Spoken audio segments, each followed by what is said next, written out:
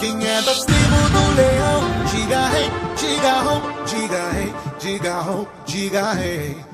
Quem é a força da nação, diga rei, diga ho, diga rei, diga ho, diga rei.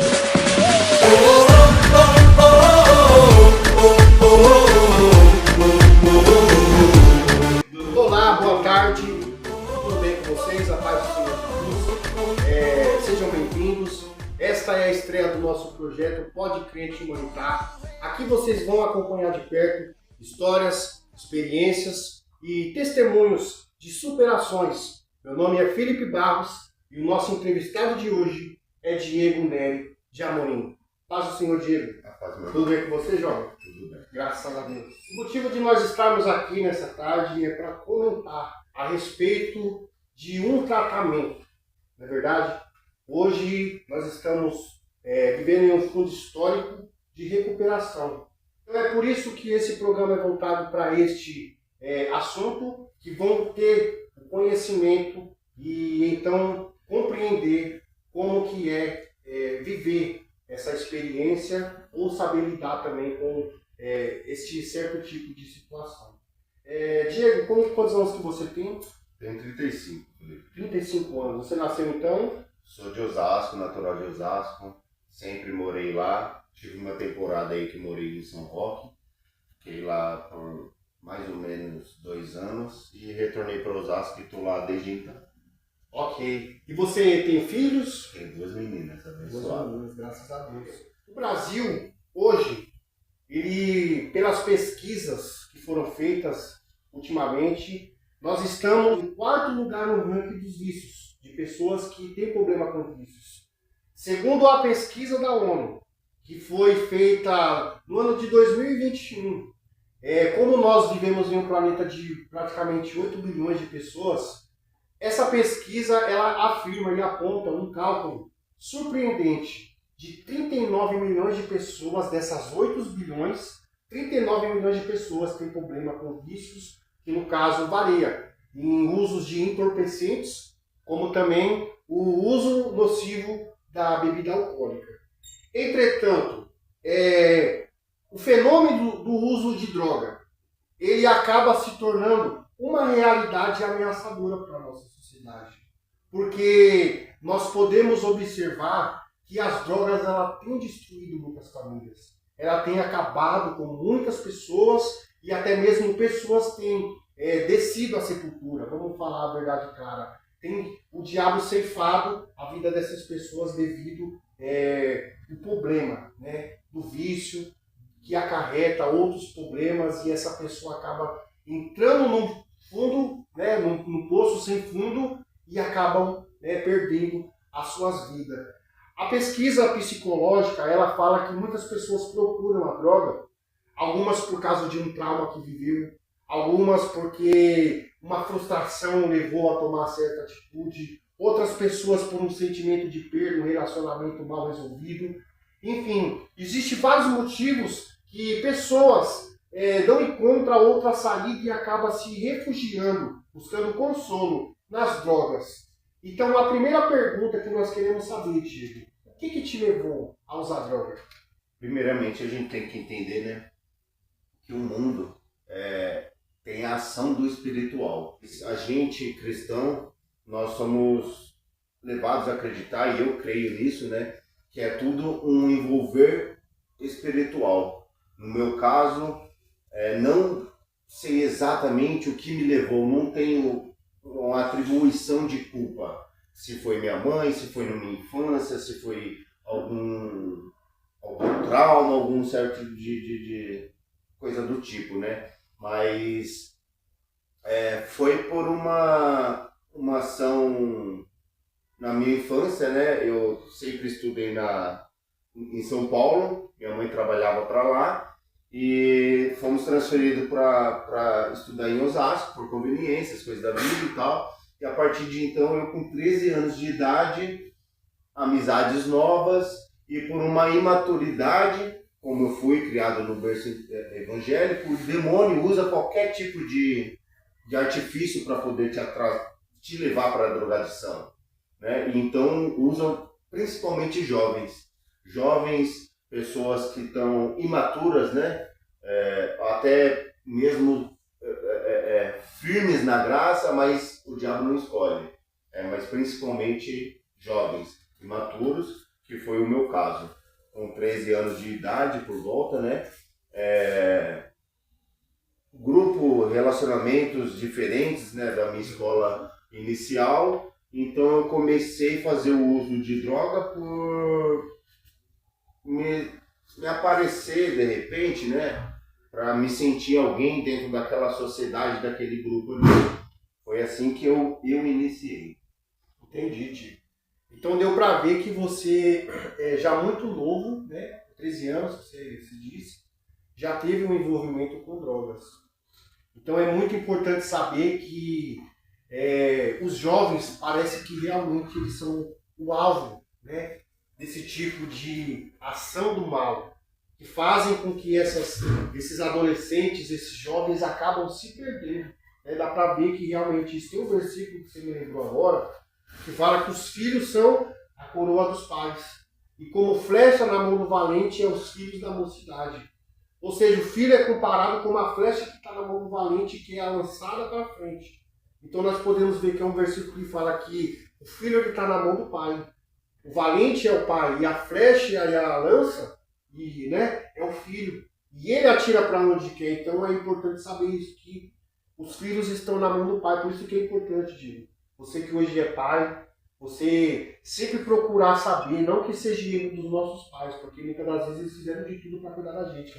Mas há momentos da nossa vida que a gente tem que saber o que os nossos jovens estão fazendo. Sim. É importante saber o que está lá no celular, com quem que eles estão conversando, né? Qual é as pessoas que elas estão saindo para se divertir, porque tudo isso acaba gerando uma negligência não acompanhada, que acarreta no futuro de drogas, prostituição. Então eu acredito que é dessa forma. Então, temos cuidado com nossos filhos. Posso fazer um comentário edificante para o pessoal que está em casa, né?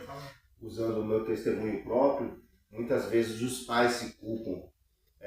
Só fiquem atentos, né, com o que está acontecendo com o seu jovem dentro de casa e procurar orientar seus jovens que não é preciso ele estar no meio, fazer parte daquela sociedade de erros para ser igual a eles. Eu não preciso ser amado pelo erro.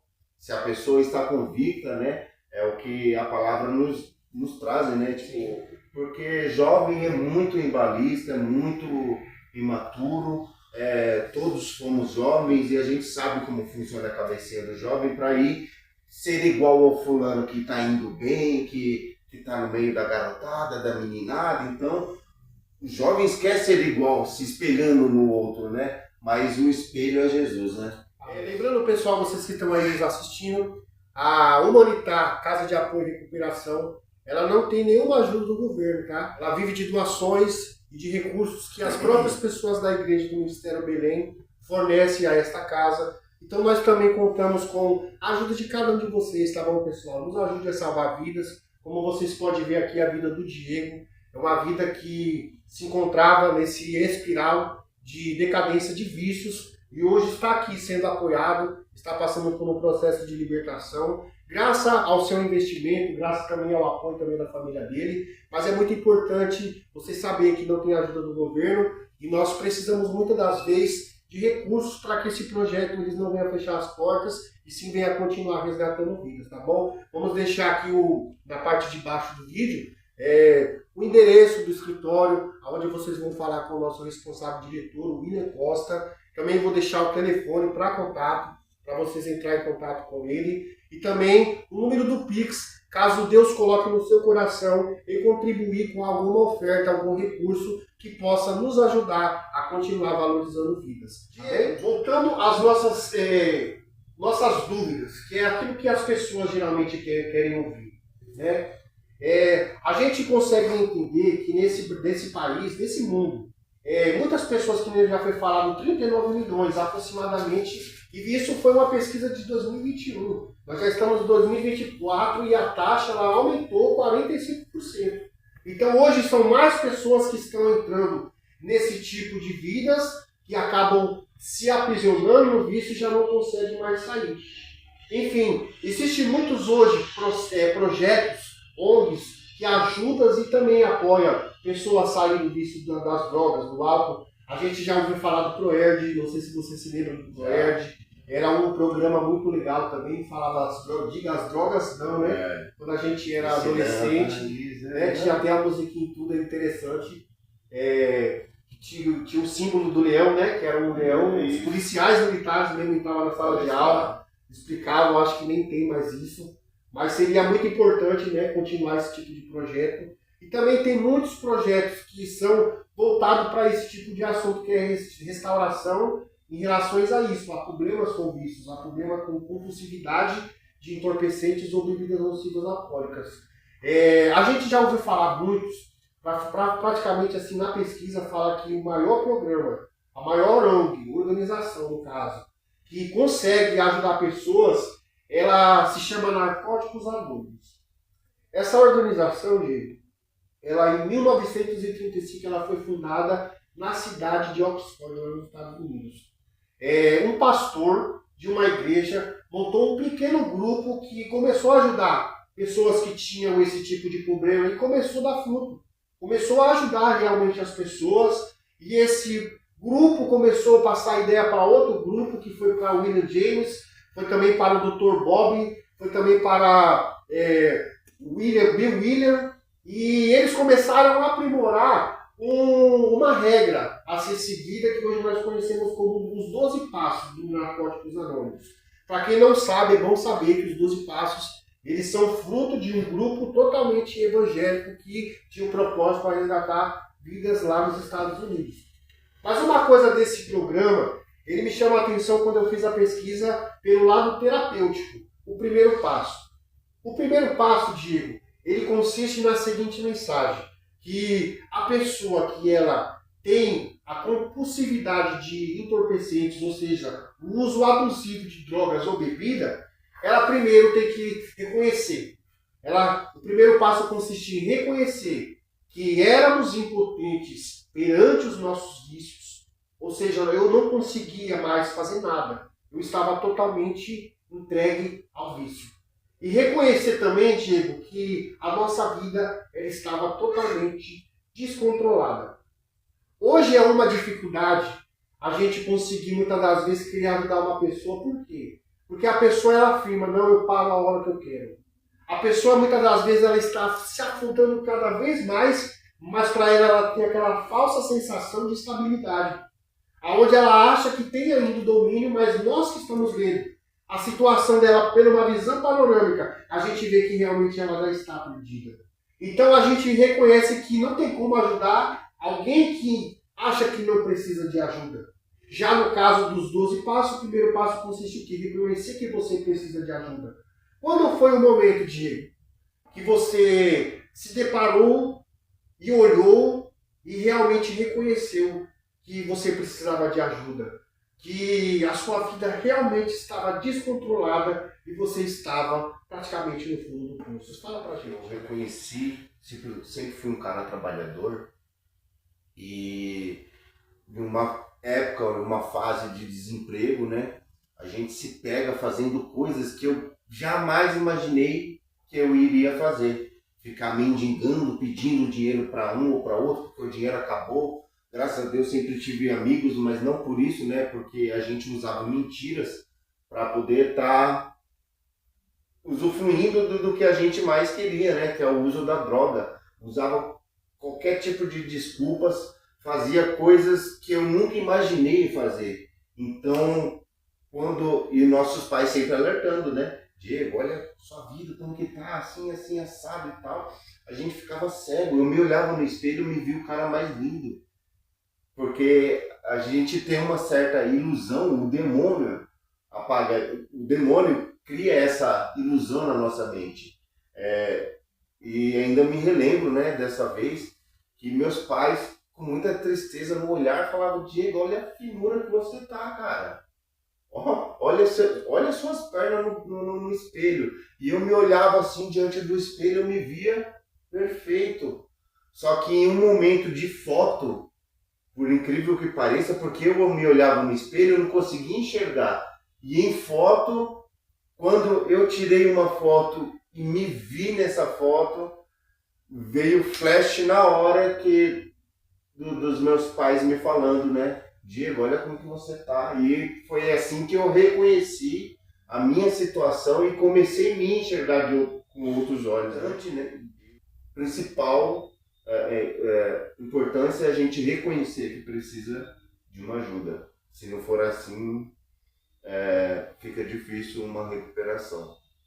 Então, para ver se eu entendi, quando você reconheceu foi porque os seus pais começaram a querer te mostrar, mas o que fez você ter um impacto, que fez você realmente enxergar uma verdade que talvez estava diante da sua vista, diante de você, mas só você não conseguia enxergar. Exatamente. Foi na foto. Foi numa foto. Foi numa foto. E eu lembrei de uma palavra que fala que o Deus desse mundo, ele cegou o entendimento dos incrédulos para que não lhes resplandeça a verdade do Evangelho. E isso identifica muito com a situação não só sua, porque a história é a mesma, Diego, só muda o personagem. As pessoas, elas também não reconhecem que precisam de ajuda, estando precisando de ajuda. Ela não aceita que ela precisa mudar de vida, mas isso é uma falsa ilusão. É algo que parece que o mal coloca diante dela, sabe? A ilusão desse mundo de que está tudo bem, quando na verdade está tudo mal. E isso faz o que? A pessoa viver uma vida de engano. Mas graças a Deus, Deus abriu seus olhos através dessa foto que nem você acabou de falar e mostrou uma verdade que talvez a sua mãe, a sua esposa, pessoa nenhuma ia conseguir mostrar para você. Sabe por quê, Diego? Porque tem muitas coisas que não tem como eu te explicar, não tem como eu fazer nada por você, porque quem traz o arrependimento e quem mostra a verdade é só o Espírito Santo de Deus. E quando Ele te mostrou esse dia, foi o dia que Ele começou o projeto na sua vida, de mudar de vida. E olha só para como você está hoje. O dia da sua foto, olha como que você está hoje. Você está completamente transformado, você pode ter certeza disso. E a tendência é o que, Diego? É melhorar. Não é verdade? Pessoal, caso vocês queiram conhecer sobre mais o nosso trabalho, a gente temos uma página no Facebook chamada Humanitar Belém.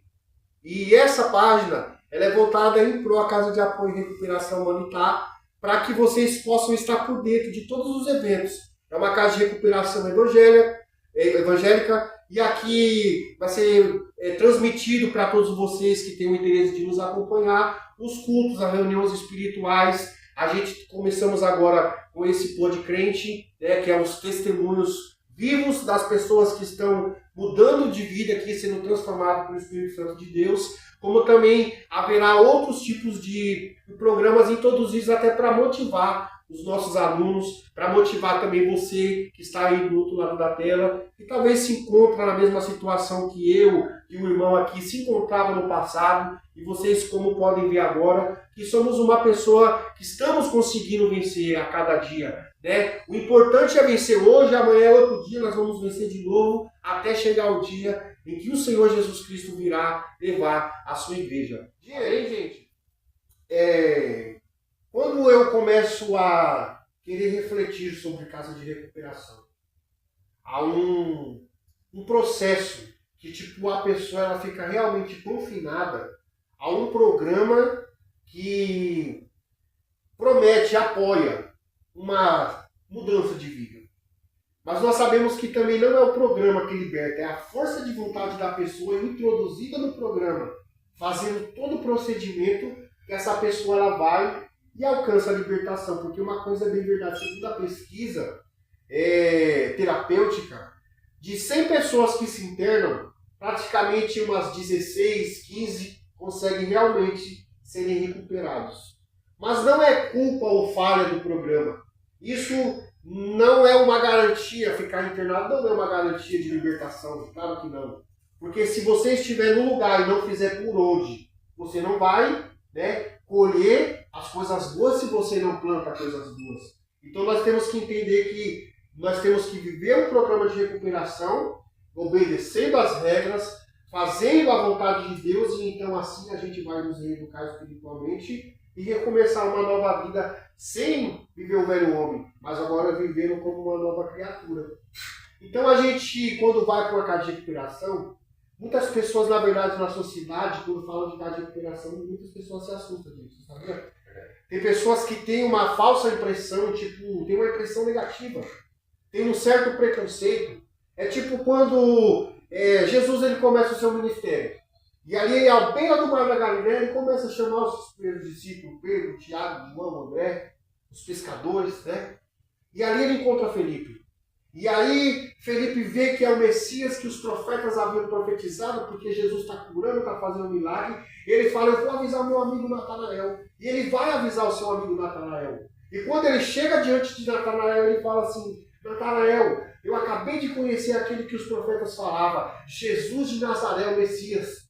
E aí Natanael responde, porventura virá alguma coisa boa de Nazaré?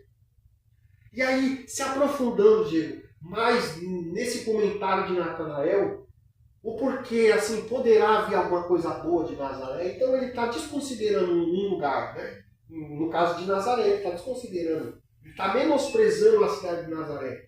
E aí eu me aprofundei, né? Pedindo ajuda da teologia, eu me aprofundei e descobri, Diego, que a cidade de Nazaré nos tempos de Jesus era uma cidade que habitava no máximo 600 pessoas. Segundo a ética governamental, nem de cidade aquele lugar poderia ser chamado de tão poucas pessoas que habitavam naquela cidade. Né? Praticamente 1 quilômetro que ligava um lado para o outro era o tamanho daquela cidade. Então era uma cidade que não tinha recurso, era uma cidade que não tinha nada, era uma cidade realmente, muitas das vezes, como nós costumamos dizer, insignificante. Então alguém falou, poderá vir alguma coisa boa deste lugar? E isso se identifica com a casa de recuperação dele.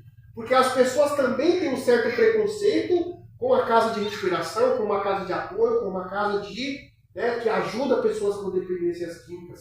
Talvez as pessoas acham assim, não, lá só deve ter louco, né? Lá só deve ter maluco, pessoas ruins. E na verdade, a gente, né, como vive uma realidade de recuperação, a gente sabe que não tem nada a ver da forma que muitas pessoas conseguem expressar esse tipo de vivência para a gente. Muitas pessoas têm até medo, né, de visitar uma casa de recuperação, de internar o seu filho numa casa de recuperação, porque talvez comparem isso com uma cadeia, com um manicômio, quando na verdade nós vamos ouvir você falar, né, como que foi a sua impressão do momento que você entrou da porta humanitária para dentro e começou a iniciar o seu programa de recuperação, e o que, Diego, você percebeu que tem mudado e tem sido feito por Deus, inspirado pelo Espírito Santo na sua vida, desde o momento que você começou a se tratar neste lugar?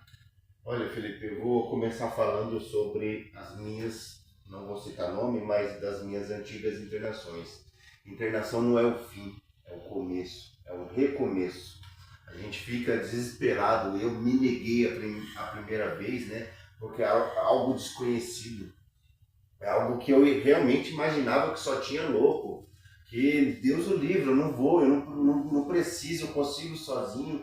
Mas sozinho a gente não consegue. É um dos passos, é um dos 12 passos. Admitir que sozinho eu sou incapaz. Mas hoje eu tenho o Espírito Santo que luta por mim. Hoje eu tenho Jesus Cristo, que Ele é capaz de lutar por mim. Sozinho, realmente, eu não consigo. Que Deus, é aqui o meu lugar. É aqui onde Deus veio trabalhar comigo. Então, hoje eu tenho uma experiência diferente. Tenho 2 meninas, uma com 10, outra com 3. Vai fazer 3 anos e eu vou estar aqui dentro. Agora, dia 8 de setembro. E é uma experiência bem diferente. Hoje eu estou aqui com um sorriso no meu rosto. E estou aqui porque Jesus me mantém aqui. Porque eu quero estar aqui. A porta da casa é aberta para no instante que eu pedir, eu vou sair. Mas o que me mantém de pé aqui é a força do Espírito Santo, porque incrivelmente aqui é uma casa diferenciada.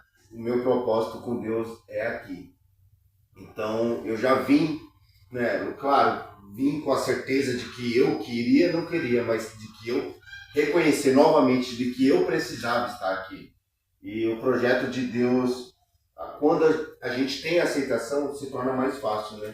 A gente está lutando, o processo de recuperação é lutar com o nosso próprio querer, né? Porque a entrega para Jesus, o fundamento já é esse, né? Lutar contra o nosso próprio querer.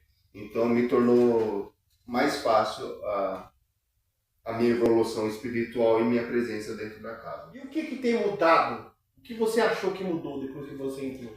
Felipe, mudou tudo na minha vida.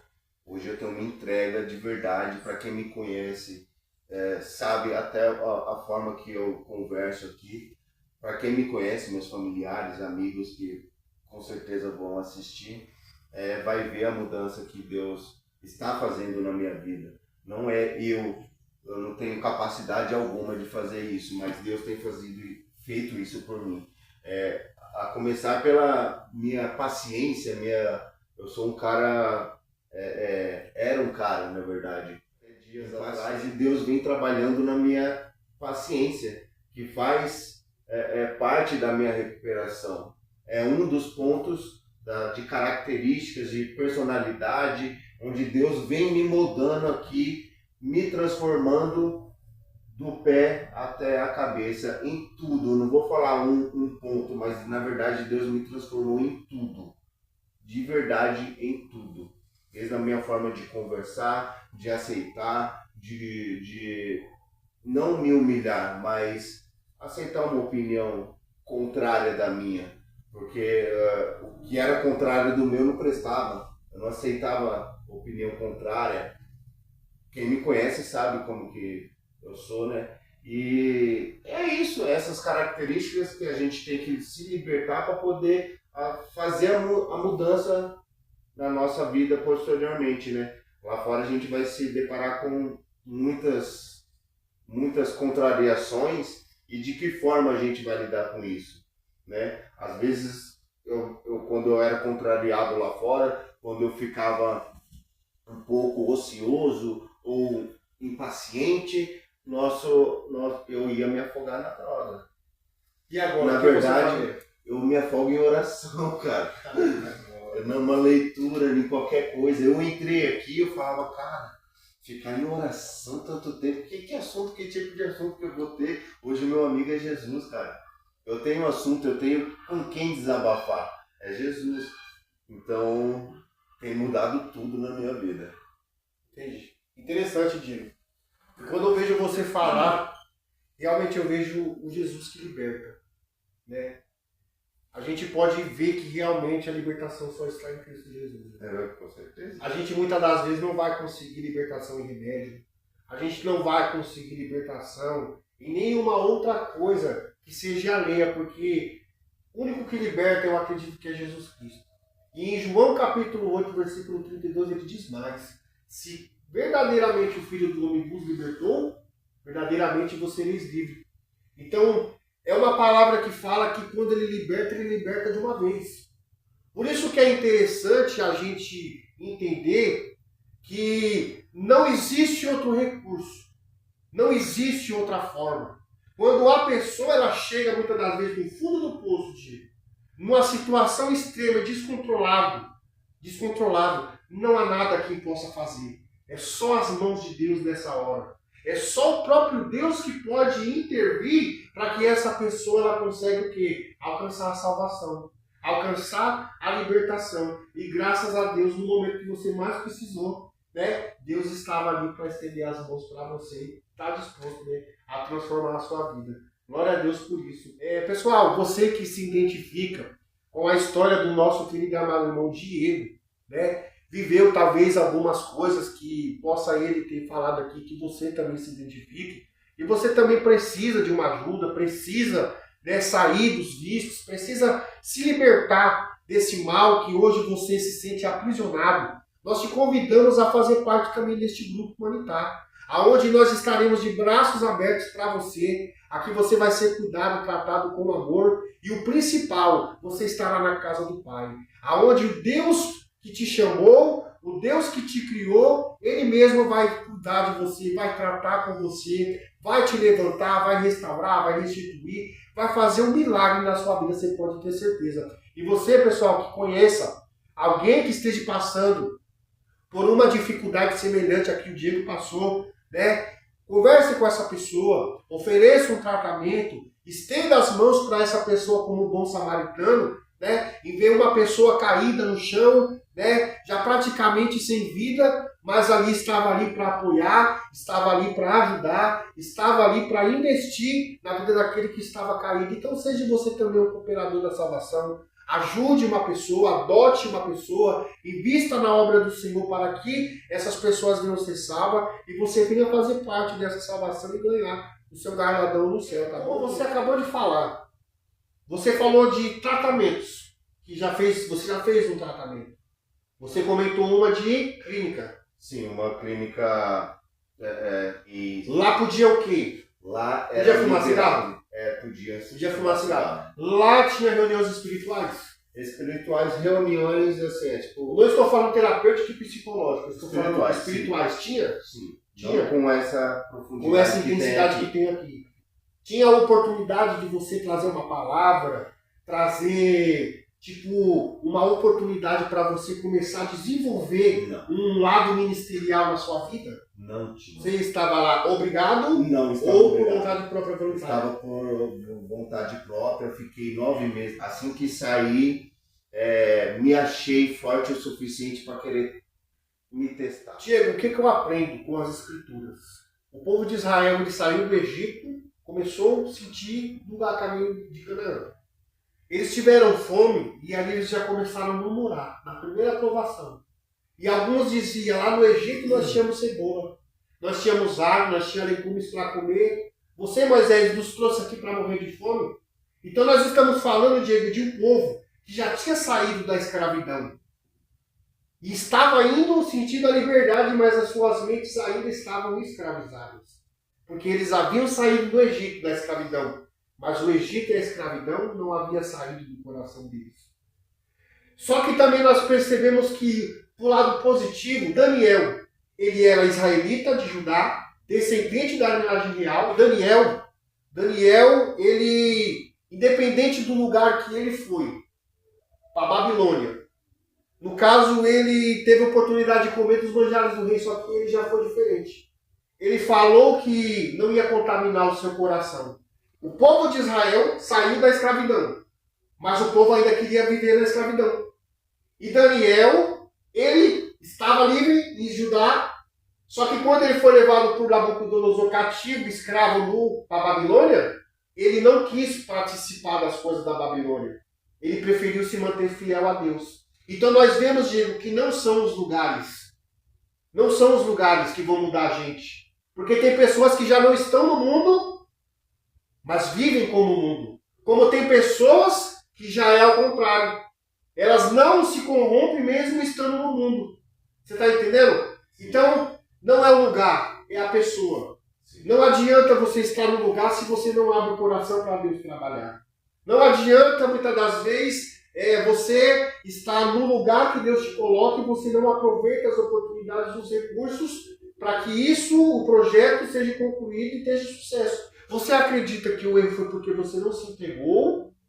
Ou porque o programa que foi lhe oferecido não tinha exatamente com base espiritual, que verdadeiramente te convenceu e te estruturou para você conseguir confrontar o vício quando você saísse?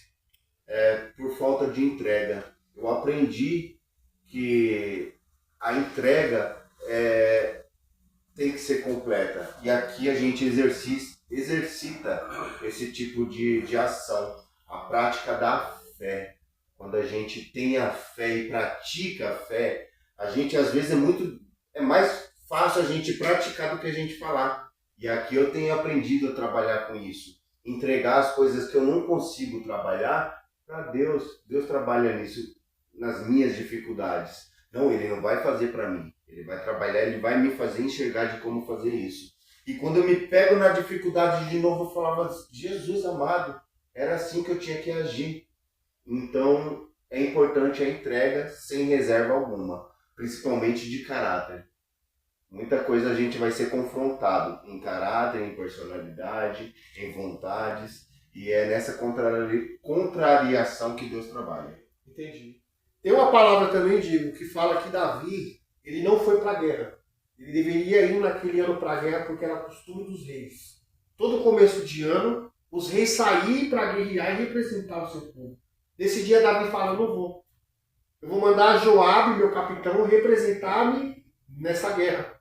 E ele fica dentro do Palácio Real. Ele talvez dormiu até tarde aquele dia, não tinha compromisso algum, não pediu que ninguém o atrapalhasse, E ali ele está passeando no terraço da casa real e ele avistou a Betseba, que é uma mulher formosa, que a Bíblia fala, e ela estava tomando banho, e ele viu aquela cena, e automaticamente ele corrompe o seu coração, porque ele deseja aquela mulher, infelizmente ela era casada, mas ele, cego pelo aquele pecado, pelo aquele desejo, ele faz aquele, né, que a gente é acostumado já a ouvir desde criança, a história de Davi com o adultério e a morte do seu soldado valente Urias.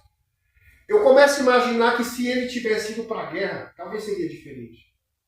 Mas nesse dia ele não foi para a guerra e preferiu ficar em casa sem fazer nada, gente. Então a gente vê que realmente coração vazio, mente vazia é oficina do diabo. Porque quando a pessoa ela não tem nenhum compromisso, não está envolvido com nada, sabe, não faz coisas que tragam edificação para ela, Diego, então a tendência dessa pessoa é começar a ser bombardeada pelo mal. É começar a sofrer ataques e retaliações do lado mal, para que essa pessoa venha o quê? Conseguir achar brechas para cometer certos tipos de pecado e delitos, e isso também ocorre com o vício das drogas.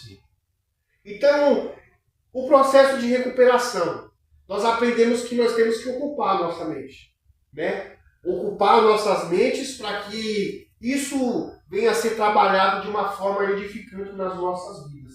Diego, o que nós queremos saber? Fala mais sobre como que vocês se ocupam no projeto Humanitar, Casa de Apoio e Recuperação. O que vocês fazem? Como que é essa rotina espiritual que vocês vivem todo dia? Fala para nós, como que é a sua experiência? Olha, aqui é diferente, né? Como é uma casa de oração. E eu acho importantíssimo e é algo que eu vou levar para dentro da minha casa. Não só porque aqui iniciei, né, esse tipo de hábito. Comecei a pegar amor nesse hábito de oração. Mas além disso, a gente se ocupa com as tarefas diárias da casa até para manter a casa, né? Porque é necessário a gente estar num ambiente organizado, arrumado. A minha ocupação atualmente é no corte de lenha, mas tem a cozinha. Você corta lenha? Corto lenha. Aprendi aqui, na verdade, né? Então, a gente tem a oportunidade de desenvolver nossos dons. Tem serralheiro, tem pessoas que têm dom de serralheria. Explica sobre a lenha. Enquanto isso aqui vai estar as imagens do Diego. Pode falar. Então, vai estar as imagens do Diego passando, mostrando o trabalho que ele faz. Nossa cozinha aqui é rústica, né? É forno a lenha. Temos um forno a gás aí para as práticas do pão, né? O nosso alimento é feito aqui, o nosso pão do café da manhã. É necessário ter um setor específico, né? Para a gente estar abastecendo a nossa cozinha com as lenhas necessárias aí durante a semana. No meu setor atualmente é a lenha. E isso se chama terapia ocupacional. Para ocupar a mente da pessoa, né? Então isso já é até mesmo uma forma de trabalhar o lado físico da pessoa, né? Faz ela pegar gosto pelas coisas, aprender também. O que você, vivendo a vida que você viveu, tendo hoje a experiência que você está vivendo, com o ponto de vista que hoje já está sendo forjado, e você, qual que é o conselho que você dá para as pessoas que estão te assistindo, que se encontram na mesma vida que você se encontrava? O que você tem para dizer para elas? Olha, pode falar para elas. Não perca tempo. Tenho certeza que Jesus já te chamou. E muitas vezes a gente está relutando em achar que a gente tem um controle de alguma situação. Você não tem controle de nada da sua vida. Até hoje, você está vivo não por coincidência, porque Deus permitiu que você estivesse aí. Aqui, Deus tem amor, Deus tem muito para ensinar para vocês e basta se entregar. Eu tenho certeza que esse poço que você está vai ser aterrado em nome de Jesus. Venha e faça parte. Você vai ver que Deus trabalha aqui de verdade. Lembrando, pessoal, que a Humanitar é um projeto que não tem apoio do governo e nós agradecemos e somos bem gratos mesmo aos mantenedores desta obra que nos ajudam com alimentos, com misturas, com todo tipo de recursos que nós, muitas das vezes, necessitamos. Que Deus continue abençoando a vida de todos vocês. Cada um contribua segundo o propósito do seu coração, não por necessidade nem por obrigação, porque Deus ama quem dá com alegria. Esse nós vamos deixar aqui embaixo no rodapé do vídeo o telefone do nosso diretor William Costa. Caso alguma dúvida, para mais informações, entre em contato com o nosso diretor. Também vamos deixar também em tempo o endereço do escritório, que para ser mais claro e detalhado, fica na igreja sede do Ministério Belém Assembleia de Deus em Osasco. No estacionamento da igreja está localizado o escritório da Casa de Recuperação e Apoio Humanitar, onde você vai falar diretamente com o nosso diretor, o William. Aceitamos todos os tipos de doações e que Deus continue abençoando a vida de cada um de vocês. Como você pode ver e acompanhar de perto a história do nosso irmão Diego, assim como Deus tem transformado a vida do nosso querido irmão Diego, Ele pode também transformar a vida de cada um de vocês que estão assistindo a nossa conversa edificante, inspirada pelo Espírito Santo de Deus. Uma das coisas que Jesus ele fala que me chama a atenção é: vinde a mim, todos os que estão cansados e oprimidos, e eu vos aliviarei. Então não importa o sofrimento, não importa a dificuldade, não importa qual é a dor que você está sentindo, Jesus Cristo está sempre de braços abertos para te receber, para te acolher e para mudar a tua história e transformar a sua vida. Este é o Pode Crente Humanitar, onde você acompanhar de perto os testemunhos, experiências e histórias de superações. Eu sou o Felipe Barros, esse foi o nosso entrevistado de hoje, irmão Diego Nery de Amorim, e nós desejamos a vocês uma boa tarde e que a paz e o Espírito Santo de Deus estejam consolando e falando carinhosamente no coração de cada um de vocês. Fiquem com Deus, fiquem para a próxima. Deus abençoe. Deus abençoe, Diego.